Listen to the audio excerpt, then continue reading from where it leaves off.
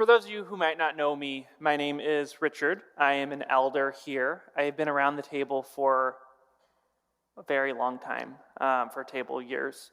I think basically all but the first 6 months of the church. And so I have seen this community grow, expand, change, and become something more and more beautiful. And so it is a really special place to me. And it's always lovely to see everyone. So I have the opportunity to preach tonight. And before I do, I actually wanted to start, out of curiosity, how many people in this room grew up with some focus in their younger years on Advent? Okay, it's like half of us. That's good. So I grew up in a tradition where Advent was never really focused on. And I understood the word Advent only in the context of those Advent calendars that CVS sells with the candy. And I had earnestly understood the word to mean something like, oh, it must be a countdown for Christmas kind of thing. And I eventually ended up in a Methodist church, and everything was purple and pink. And I was mostly confused because I thought we went with green and red. I was like, well, maybe they ran out. The store might not have had it. I don't quite understand what we're doing here. But it actually sparked my curiosity because there was these candles, these pieces, and in some way, particularly while I've been at the table, Advent has been part of a liturgy that really has grown to be very important to me, has grown in something that I appreciate to really take a pause. Many of you might know this, but Advent basically means, coming. And as Christians, Advent is a time that we abide in the waiting, the anticipation of the coming of a Messiah. And I think there's something really beautiful in taking time to appreciate that anticipation. Now, the reality is, I think in some ways, because we already know the ending, that Jesus was born and does come, I think sometimes we miss the value of Advent together as a community. But Advent isn't only a season where we remember the waiting for Jesus as it was. It's also a space for us to wrestle with the waiting for fulfillment of promises to come.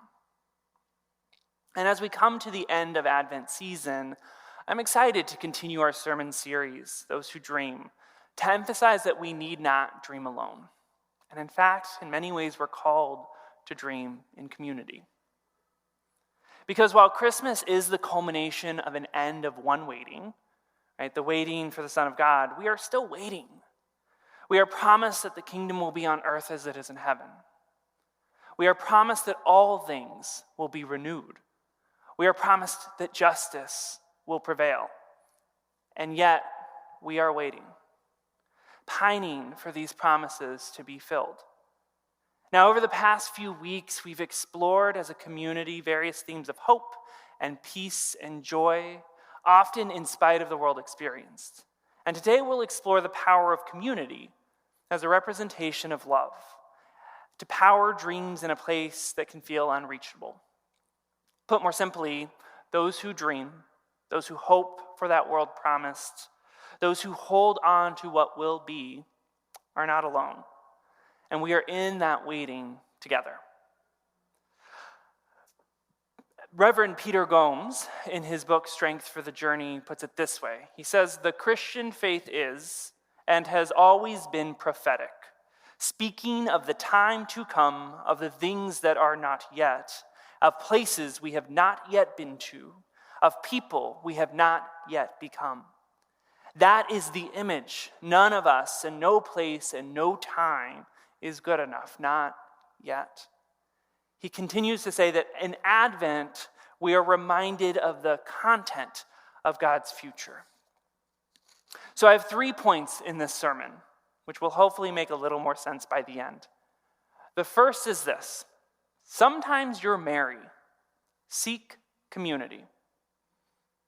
Second, sometimes you're Elizabeth, be community. And the third is sometimes you're stubborn, be open to God's fulfillment. Now, I've offered a picture version of this, if we can go to the next slide, courtesy of my husband. Sometimes we're Mary, sometimes we're Elizabeth, sometimes we're just a little confused. But it's fine. So we're going to ground ourselves for this sermon. If anyone knows us, these are the fun dinosaurs. I really think they're adorable. If you haven't spent time, I don't even have an Instagram, so my husband just sends them to me because I like them so much. But we're very much getting off track because we're meant to be focusing on Jesus. So we're going to ground ourselves for this sermon by returning to Luke and taking a look at the verses that precede our focus from last week. So we start and read in Luke 1, 26 through 38, that in that 6th month of Elizabeth's pregnancy, God sent an angel Gabriel to Nazareth, a town in Galilee, to a virgin pledged to be married to a man named Joseph, a descendant of David. That virgin's name was Mary. The angel went to her and said, "Greetings, you who are highly favored, the Lord is with you." Mary was greatly troubled at his words and wondered what kind of greeting this might be. Smart of Mary. But the angel said to her, "Do not be afraid, Mary. You have found favor with God. You will conceive and give birth to a son, and you are to call him Jesus. He will be great and will be called the Son of the Most High. The Lord God will give him the throne of his father David, and he will reign over Jacob's descendants forever. His kingdom will never end." "How will this be?" Mary asks the angel, "since I am a virgin?" The angel answered, "The Holy Spirit will come to you, and the power of the Most High will overshadow you. So the Holy One to be born will be called the Son of God. Even Elizabeth, your relative, is going to have a child in her old age, and she who was said to be unable to conceive in her 6th month, for no word from God will ever fail." "I am the Lord's servant," Mary answered. "May your word to me be fulfilled." And then the angel left her. So what does Mary do after receiving this news? She seeks community, and she goes to her relative Elizabeth. Now, the Bible honestly doesn't actually tell us that much about Mary. What we do know is that Mary is a virgin at this point and is to be married to Joseph, or is actually married to Joseph, who is likely a carpenter. And while the Bible does not give an exact age, Mary is likely 14 or younger, which is consistent with most marriage ages of women in Mary's time period. In Matthew 1:19, we learn that Joseph was contemplating divorce from Mary because she was with child and they had not yet consummated their marriage. In Mary's time period, that would have been devastating. Societal norms dictate that if divorced, she as a woman would effectively be without value. We also know that Mary chooses to take a several-day journey alone to go visit her older cousin Elizabeth, who was, according to scriptures, barren and well along in the years until very recently before that point. So a summary. Mary, a pregnant teen, heads out on a multi-day journey alone, fearing divorce from her husband and trying to figure out how she explains to her barren cousin that she got pregnant without trying. Now, frankly, that sounds more like a Netflix special than a promise fulfilled, but honestly, I think that's what's so amazing about our Creator. The promises are always fulfilled, but they are often fulfilled in ways that challenge the assumptions that we have built in our own minds. So this week, our sermon is focused on what preceded Mary's song of praise that we talked about last week. News that is, frankly, just wild.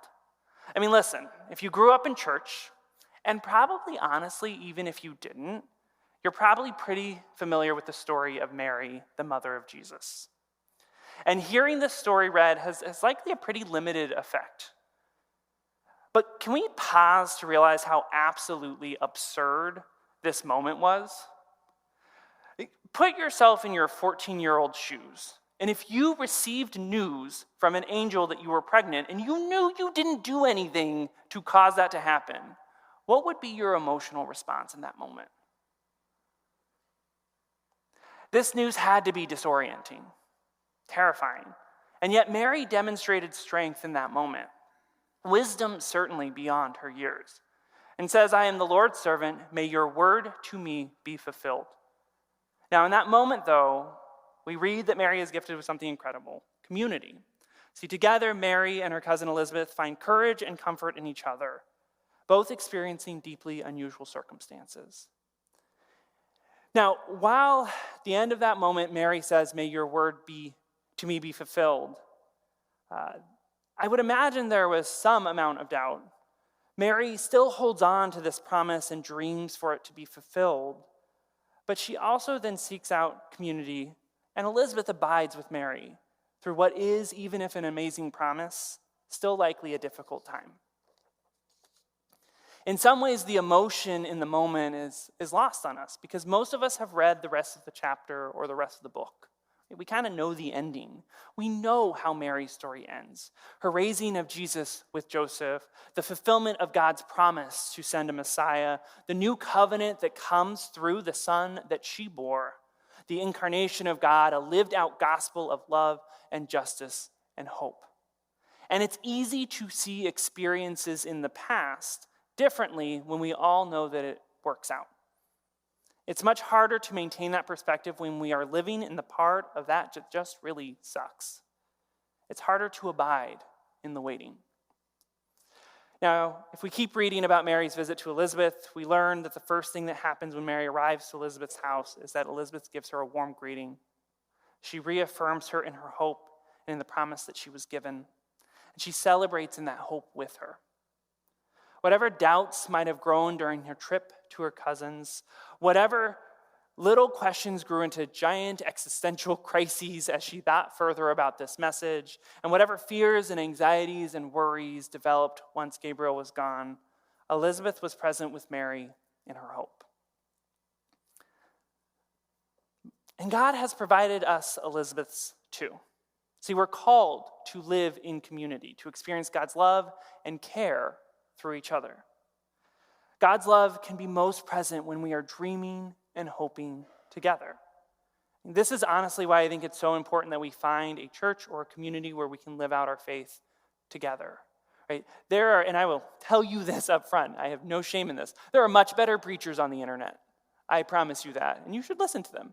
There are better books out there. You can always learn more and learn from a lot of different spaces. And particularly now when everything is so available, there's a boundless amount of knowledge. But when we're only learning and never living in community, we're losing out of part of what we're called to in growing in God. And so these moments, here I go losing my place. I'm sorry, y'all.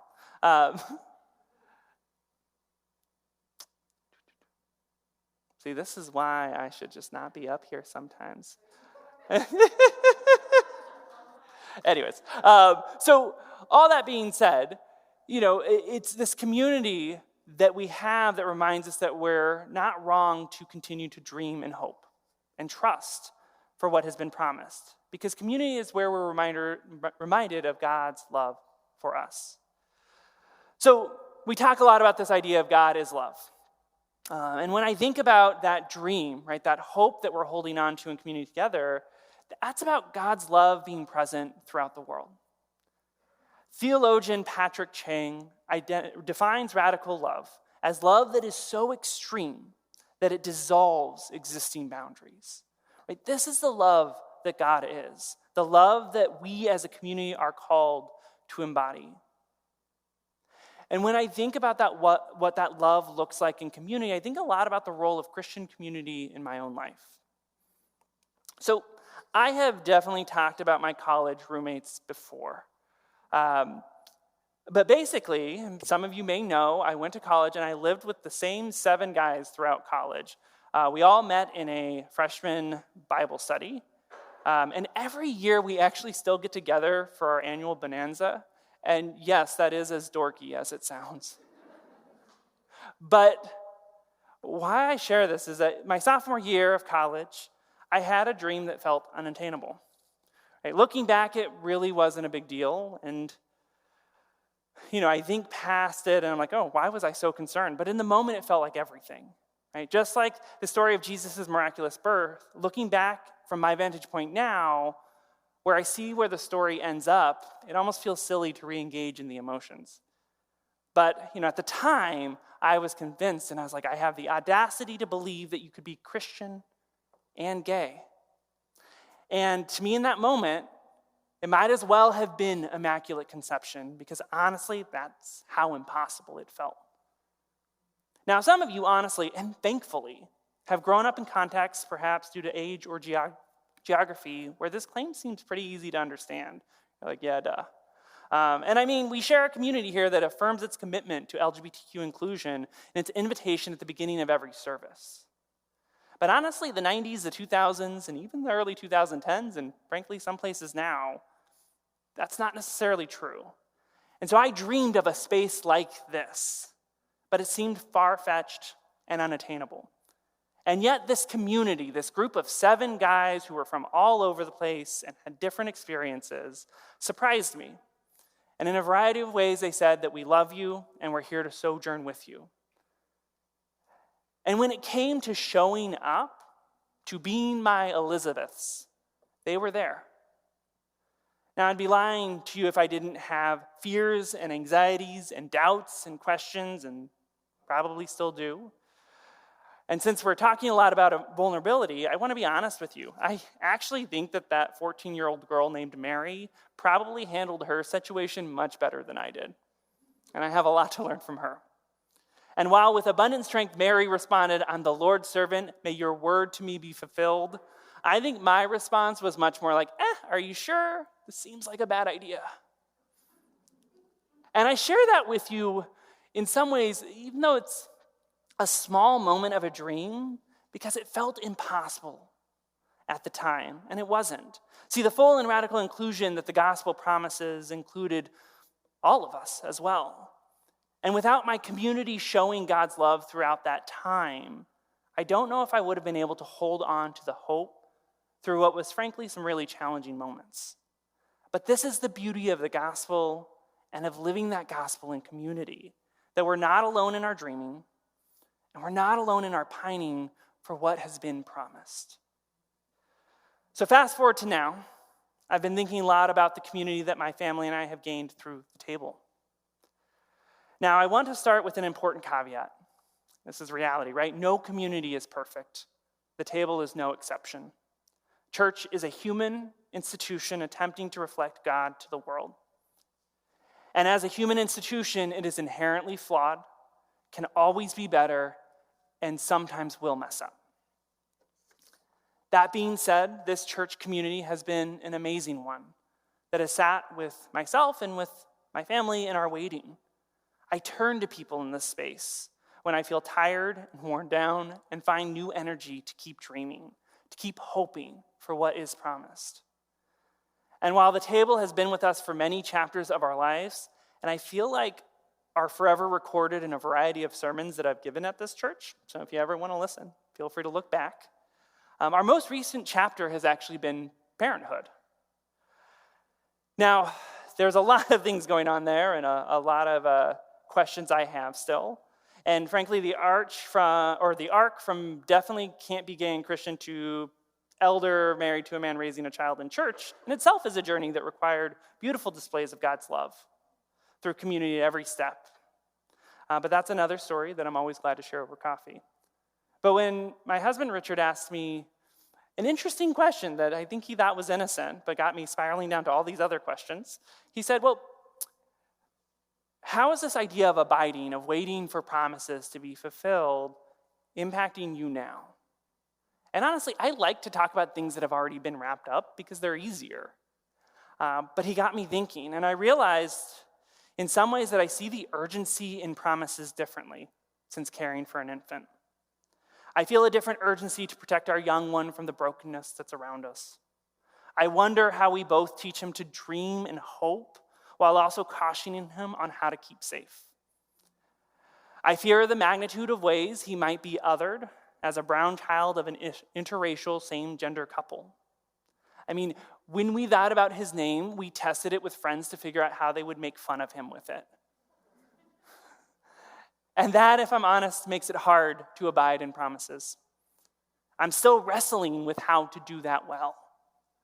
And it's all a bit overwhelming, mostly because I haven't been able to see how it ends. But what I do know is that I am rejuvenated by the beauty of the community that has surrounded us. The many aunties and uncles who have shown up from this community, cared for him and loved him. I have been humbled by the outpouring of love from this community during this journey and inspired by how it reflects God's love to us and to him. And I imagine the day when he's old enough and bored or annoyed with us, where he can just hop to a bunch of different houses of people at the church and complain about us and find great people to do so too. And that he will have all of these different beautiful versions of what it looks like to follow God. And when I situate myself here in community and love, the fears of the future don't go away, but they are buoyed by the hope I feel when sojourning with others. So God's promises are promises of radical love. The love that is so extreme that it dissolves existing boundaries. And I believe in this. I dream about this. I hope in this. But sometimes I find that dream hard to hold on to. I'm exhausted. I'm weary. I'm worried. That's when I need community most. Right? Sometimes we are merry. We are dreaming of or hoping in something that feels extraordinary. And though we know it will be true, that doesn't always mean we feel that it will come to be true, especially when the world around us feels like it is actively working against that dream coming to fruition. This is when we need to seek community, to seek out others that can journey with us to keep that dream, that hope centered. Now here's the flip side of that. God works through us. We are God's love demonstrated on this earth. So we are called to accompany others. We may not be Mary in the moment or may not be Mary in a particular situation. We may be the Elizabeth.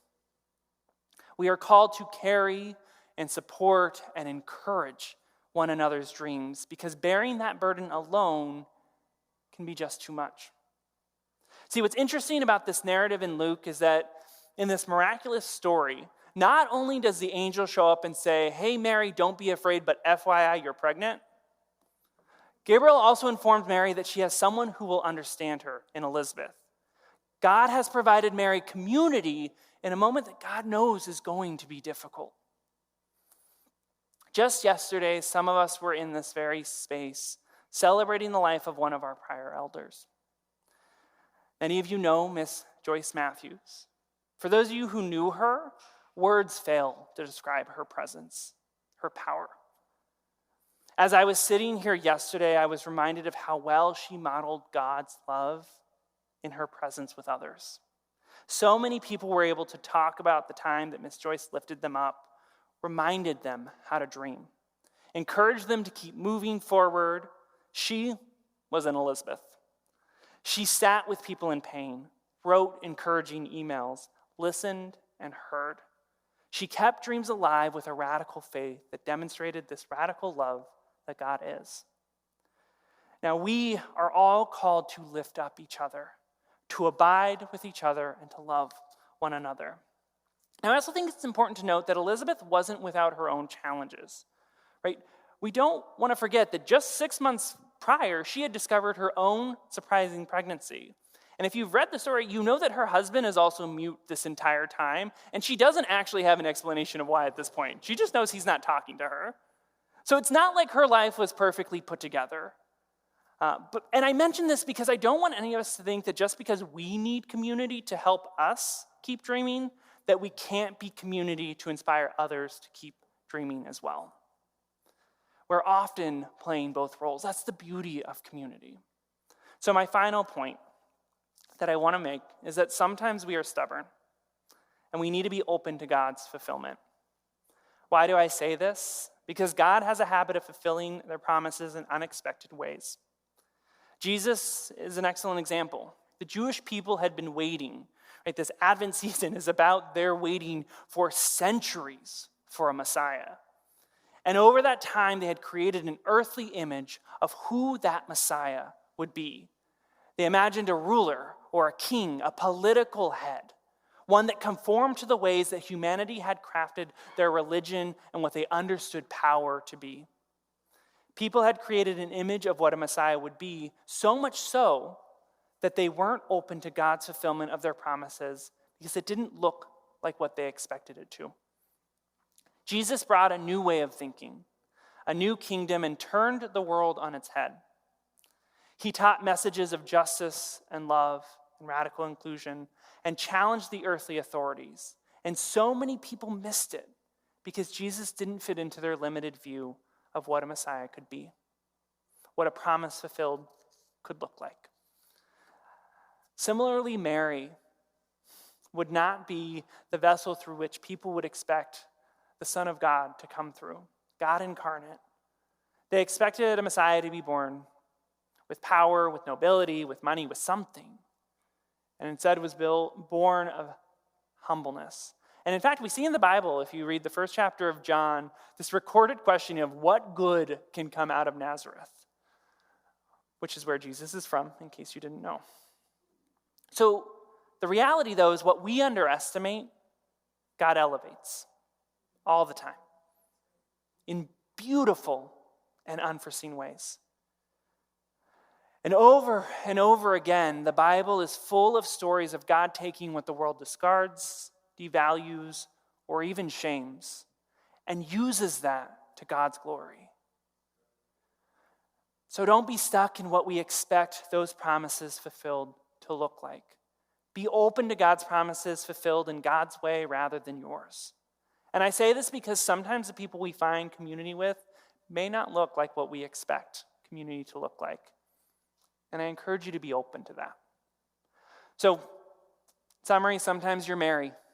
Seek community in those moments because community allows us to experience God's love and renews our ability to endure in our hopes. Sometimes you're Elizabeth. Be community because we are called to be God's love on earth. And part of that is supporting and comforting our community and helping them hold on to hopes unfulfilled. And the third is sometimes you're stubborn. Be open to God's fulfillment because our own constructs rarely match up with the magnificence that God has in store.